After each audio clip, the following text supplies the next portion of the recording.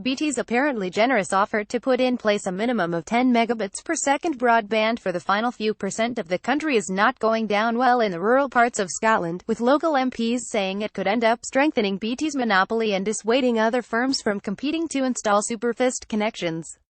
The letter from Scottish MPs to Culture Secretary Karen Bradley warns that BT's deal would end negotiations with potential suppliers to wire up people in broadband hotspots to superfast connections, which are being coordinated in Scotland under the R100 scheme that wants 100% of premises to be on at least 30 megabits per second by 2021.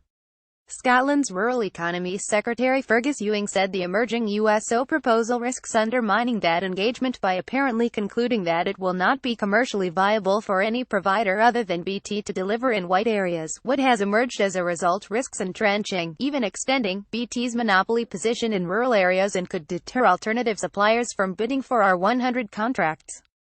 He also questions whether BT's 10 megabits per second minimum offer is particularly future-proofed, as even today, in households with children, smartphones and everyone crying about whose turn it is on the Netflix account, a 10 megabits per second connection can hardly cope with demand. BBC More Networks posts it doesn't think Ofcom's 37% spectrum cap is enough.